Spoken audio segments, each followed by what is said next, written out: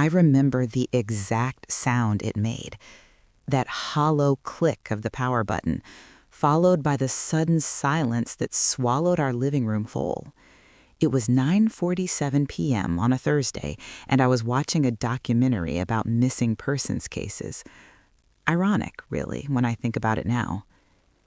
David stood in front of the TV, the remote still in his hand, his knuckles white from gripping it too hard.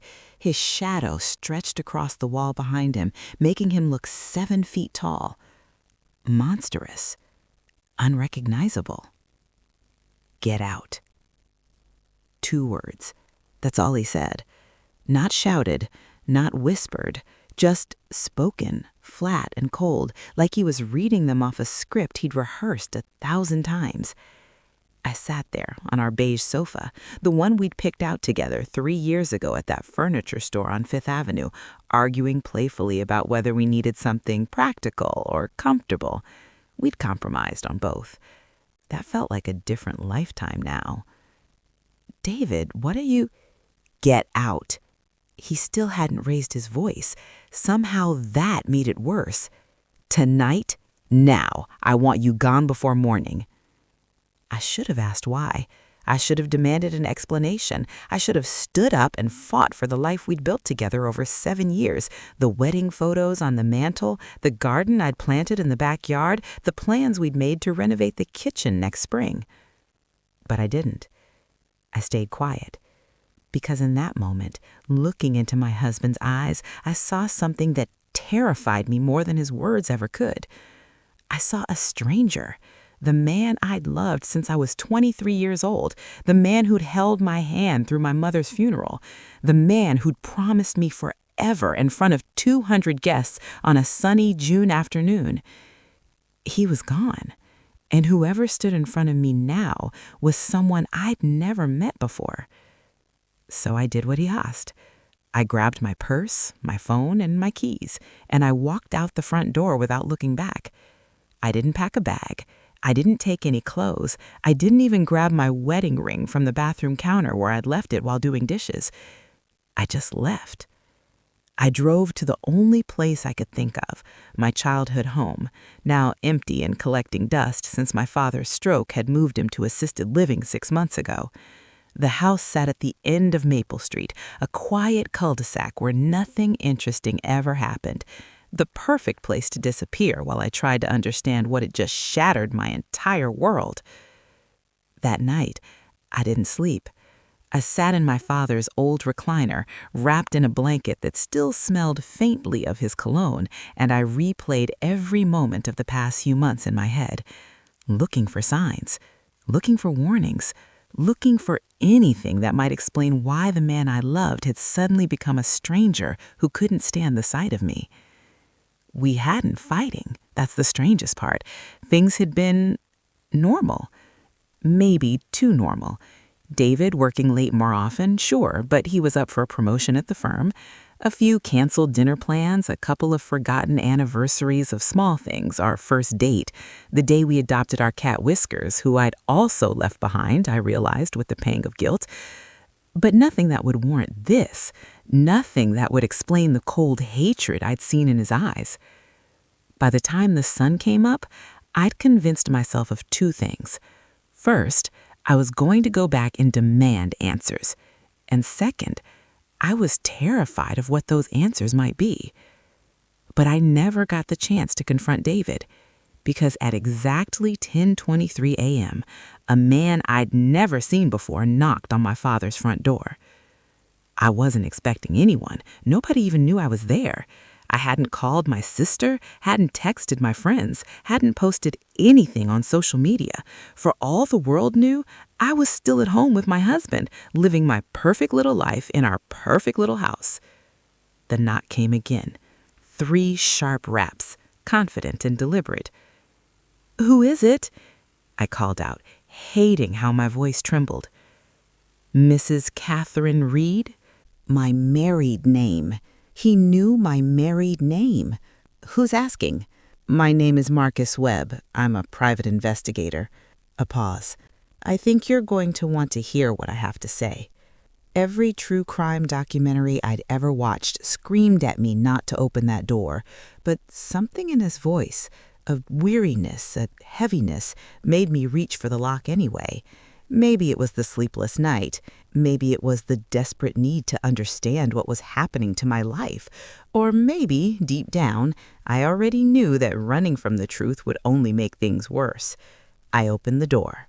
Marcus Webb was in his early 50s, with salt and pepper hair and a face that looked like it had seen too much sadness for one lifetime. His eyes were kind but guarded, and he held a manila folder in his hands like it contained something explosive. "May I come in, Mrs. Reed?" "Catherine," I said automatically, "and I don't even know who you are." "Fair enough." He pulled a business card from his jacket pocket and handed it to me. It looked legitimate enough. Webb Investigations, with a phone number and address in the city.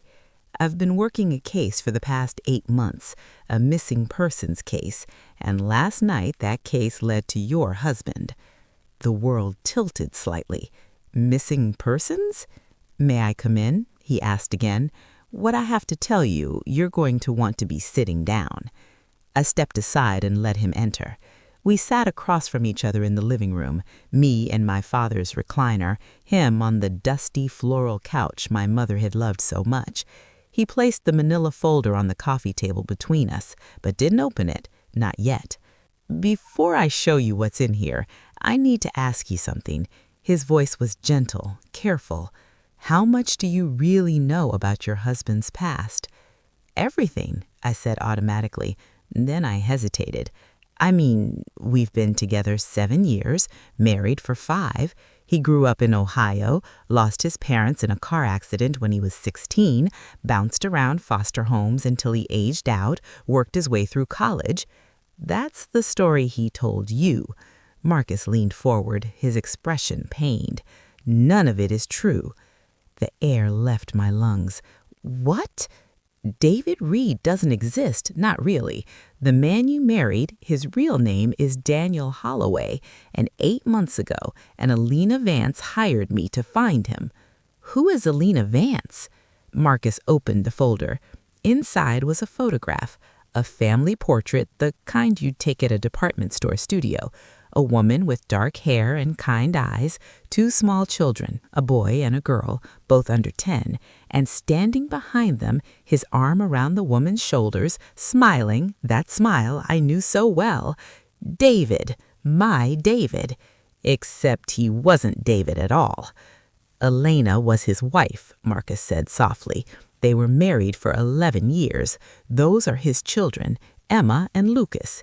He disappeared 3 weeks before your wedding, just vanished one day while Elena was at work and the kids were at school, emptied their savings account, took his car, and never looked back." I couldn't breathe. The photograph blurred as tears filled my eyes. That's not possible.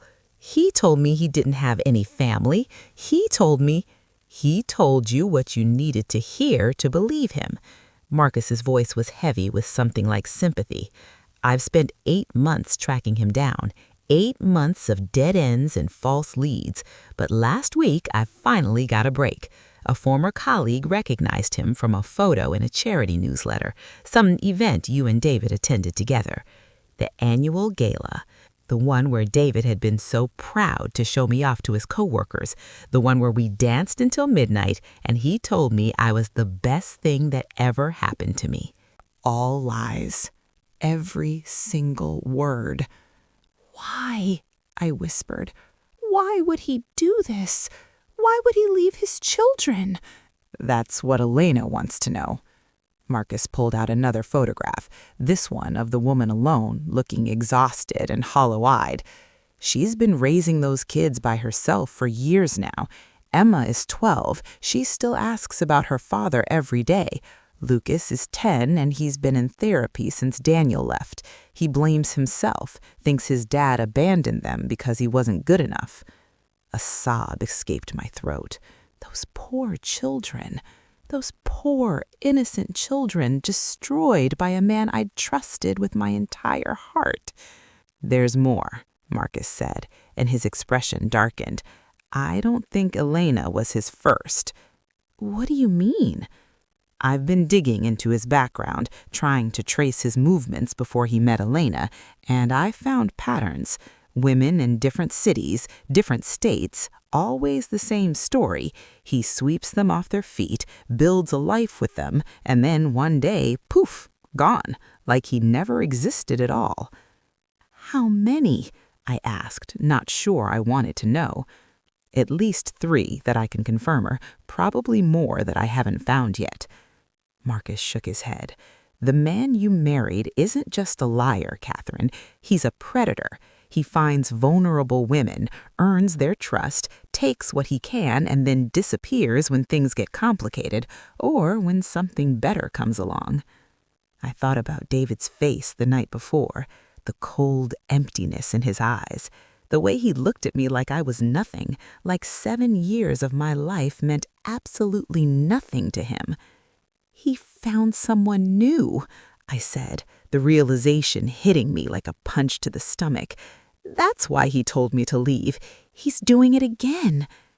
Marcus nodded slowly. That's what I suspect. The question is, who is she? And more importantly, does she know what she's getting into? For the next 3 hours, Marcus and I sat at my father's kitchen table, surrounded by documents and photographs, piecing together the true story of the man I'd called my husband. His real name was Daniel James Holloway, born in rural Pennsylvania to a single mother who died when he was 12. He'd spent his teenage years in a series of foster homes. That part of his story at least was true, but everything else was fiction. The car accident that killed his parents never happened because his parents had never existed in the way he'd described. The struggle through college, fabricated. He'd never graduated from anywhere. The successful career at the financial firm, real but built on forged credentials and a stolen identity. How does he keep getting away with this?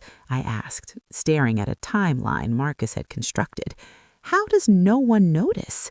He's smart, Marcus admitted, charismatic. He picks his targets carefully, women who are a little lonely, a little isolated, looking for someone to sweep them off their feet. By the time they realize something's wrong, he's gone. I thought about how David had approached me at that coffee shop 7 years ago, fresh out of a bad breakup, estranged from my sister after a stupid argument, newly promoted at work but drowning in the pressure. I'd been the perfect target. The children, I said suddenly. Emma and Lucas, they just abandoned them? Left without a word. Elena came home from work to find the house half empty and a note that said, "I'm sorry, don't look for me." Those kids waited by the window every night for a month, convinced their father was coming back. Something broke inside me. Something fundamental. I'd spent the past 12 hours drowning in my own pain, my own confusion, my own sense of betrayal. But those children, they'd been living with this devastation for years, and somewhere out there, another woman was about to walk into the same trap. Another family was about to be destroyed. "We have to stop him," I said, my voice stronger than I expected. "That's not what I expected you to say." "What did you expect?" Tears, denial, maybe asking me to leave. He smiled grimly. "I've done this before, Catherine. Delivered news like this to other women Daniel left behind. Most of them don't want to hear it. They'd rather believe the lie." "The lie cost me 7 years of my life." I stood up, pacing the small kitchen. "I'm 31 years old. I gave everything to a man who never existed. My 20s, my chance at a family, my trust in my own judgment." I turned to face Marcus. "If there's even a small chance we can stop him from doing this to someone else, I have to try." Marcus studied me for a long moment, then nodded slowly. "All right, then we need to find out who his new target is, and we need to do it fast before he disappears again." "How do we do that?" "We go back to your house," he said. "There might be clues there, credit card statements, phone records, something that tells us who he's been seeing." Fear gripped my chest. What if he's still there? Then we wait until he leaves. Marcus pulled out his phone. But first, I'm going to make a call. There's someone who wants to talk to you, someone who understands what you're going through better than anyone. He dialed a number and spoke quietly for a moment, then handed me the phone. Hello? The voice on the other end was soft, hesitant, female. This is Catherine. A long pause, and I heard her take a shaky breath. I'm Elena. Elena Vance. Another pause, and I heard her take a shaky breath. I'm so sorry, Catherine. I'm so sorry. And just like that, the dam broke. We were two strangers connected by the worst kind of bond, both of us victims of the same man, both of us casualties of his endless cycle of destruction. We cried together over the phone for what felt like hours, sharing our stories, our pain, our rage. Elena told me about the happy years, how Daniel had been the perfect husband, the perfect father, attentive and loving and everything she'd ever dreamed of. She told me about the gradual changes, the late nights, the secretive phone calls, the emotional distance that crept in like a slow poison. And she told me about the day he vanished, how she'd found the note and collapsed on the kitchen floor, how her daughter had come home from school to find her mother still lying there, unresponsive, with grief. The worst part, she said quietly, is that I still love him. Isn't that insane? After everything he did, part of me still loves the man I thought he was, and I hate myself for it. It's not insane, I whispered back. The man we loved wasn't real, but our feelings were. We can't hate ourselves for being human. By the time we hung up, something had shifted inside me. The devastation was still there, raw and bleeding, but beneath it, a new emotion had taken root. Determination, purpose, the need to make sure no one else suffered the way we had. That night, Marcus and I drove to my old house, the home I'd shared with the man I thought was my husband. His car was gone, and the windows were dark. We slipped in through the back door, moving through the rooms like ghosts. It felt surreal walking through spaces that had been mine just 24 hours ago. The photos on the walls, the furniture we picked out together, the small touches that made a house a home, all of it felt tainted now, poisoned by the truth. We found what we were looking for in David's home office, hidden in a drawer I'd never thought to search. A second phone, prepaid and untraceable, a stack of love letters written in a feminine hand I didn't recognize, and a photograph, a selfie of David with a beautiful blonde woman, their heads pressed together, smiling at the camera like the happy-cappy people they to be. Her name's Ashley, Marcus said, examining the letters. Ashley Monroe. She mentions meeting him at a conference 3 months ago. She thinks he's going through a divorce. She thinks he's going to leave his wife and start a new life with her. 3 months. He'd been planning this for 3 months. Every kiss, every I love you, every moment of our marriage during that time had been nothing but a performance while he prepared his exit strategy. We have to find her, I said. We have to warn her. Marcus nodded, already typing on his phone. I'll have an address by morning. Ashley Monroe lived in a high-rise apartment downtown, a sleek, modern building that spoke of money and success. According to Marcus's research, she was a 34-year-old marketing executive, recently divorced, no children, new to the city. Another perfect target. We watched the building for 2 hours before we saw her emerge, a tall woman with honey blonde hair and a confident stride, dressed in a designer suit that probably cost more than my monthly mortgage. She looked happy, excited, probably on her way to meet the love of her life for lunch. I thought about intercepting her right there on the busy sidewalk, blurting out the truth in a rushed, desperate torrent of words, but Marcus stopped me. Not like this, he said. She won't believe you. She'll think you're crazy or jealous or trying to sabotage her relationship. We need evidence. We need to show her proof she can't deny. So we waited. We followed. And that night we watched as Daniel, whoever he really was, picked Ashley up in his car and drove her to an expensive restaurant where they held hands across the table and looked at each other like the rest of the world didn't exist. I knew that look. I'd been on the receiving end of it for 7 years. The next morning, we put our plan into action. Marcus arranged a meeting with Ashley under the pretense of discussing a business opportunity. I waited in a cafe across the street, my heart pounding, watching through the window as she entered the building where Marcus had rented a small conference room. 20 minutes later, my phone buzzed, a text from Marcus. "She's ready. Come up." I climbed the stairs on shaking legs, each step feeling like a mile. When I entered the conference room, Ashley was sitting at a long table, her face pale, her eyes red from crying. The manila folder lay open in front of her, its contents spread across the polished wood surface. She looked up when I entered. "You're the wife," she whispered. You're real?" "I'm real," I confirmed, taking a seat across from her. "And so is Elena, and so are his children, Emma and Lucas. They're real, and they've been waiting for their father to come home for 3 years. Ashley's face crumpled. He told me he'd never been married. He told me he was an orphan, that I was the first person he'd ever truly loved." I told him the same thing. I reached across the table and took her hand. "He's told a lot of women the same thing, and he'll keep telling it until someone stops him." For a long moment, Ashley just stared at me, tears streaming down her face. Then something hardened in her expression, a resolve, a determination that I recognized because I'd felt it myself. "What do you need me to do?" The plan was simple but risky. Ashley would arrange a romantic dinner at her apartment, just the two of them. She'd play her part perfectly, giving no sign that anything was wrong, and when Daniel was relaxed and unsuspecting, she'd let us in. We had Elena on a video call, watching from her home halfway across the country. We had Marcus recording everything, and we had printed copies of every document, every photograph, every piece of evidence we'd gathered. At exactly 8 p.m., Daniel arrived at Ashley's apartment with a bottle of wine and a bouquet of roses.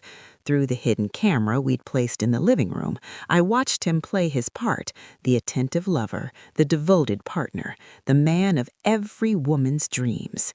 At 8:30, Ashley excused herself to use the bathroom. 30 seconds later, she opened the apartment door.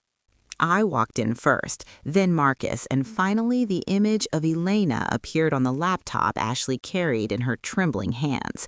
Daniel's face when he saw us was something I'll never forget.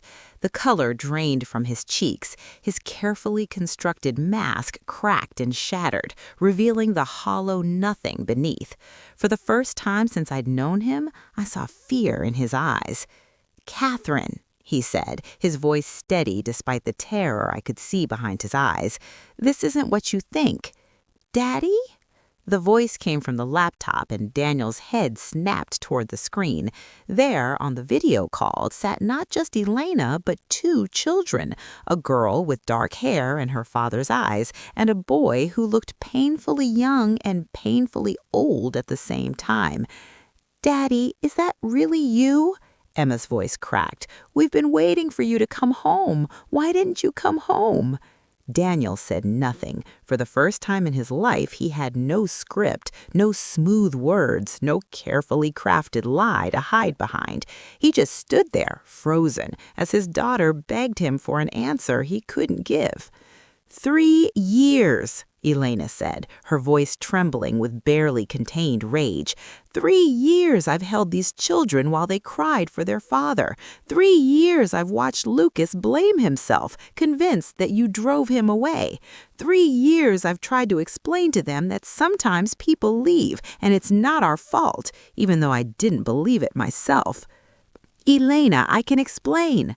There is no explanation, Elena's voice rose. There is nothing you could say that would make this okay. You abandoned your children, Daniel. You walked away from them like they were nothing. And for what? For her? She gestured at me through the screen. And now for her? She pointed at Ashley. How many more? How many more women are you going to destroy? How many more children are you going to create and abandon?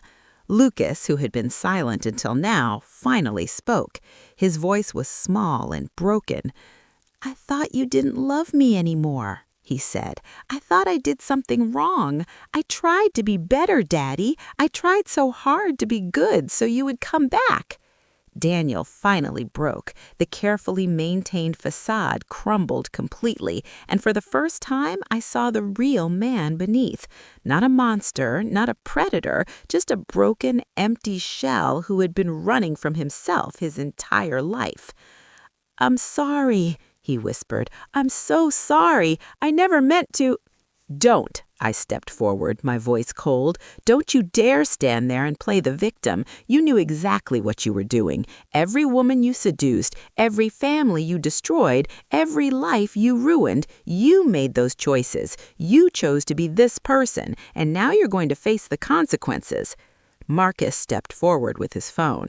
"The police are on their way. Elena has filed charges for abandonment and theft. You emptied their savings when you left, remember? And there are 3 other women in 3 other states who are very interested in pressing charges of their own. Identity fraud, financial manipulation, bigamy in at least one case." Daniel's face went gray. You don't understand. I was trying to start over. I was trying to be someone new, someone better." "You don't get to start over. Not anymore. The running stops here." When the police arrived 20 minutes later, Daniel didn't resist. He let them handcuff him without a word, his shoulders slumped in defeat. As they led him toward the door, he stopped and looked back at the laptop screen, where Emma and Lucas still watched with wide, tearful eyes. "I do love you," he said quietly. "I know you'll never believe that, but I do. I didn't know how to be a father. I didn't know how to stay."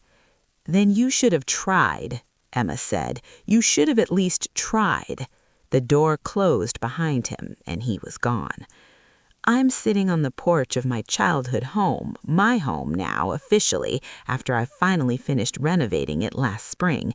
The garden I've planted is blooming with wildflowers, and somewhere inside, my cat, Whiskers, retrieved from the old house after Daniel's arrest, is probably napping in a sunbeam.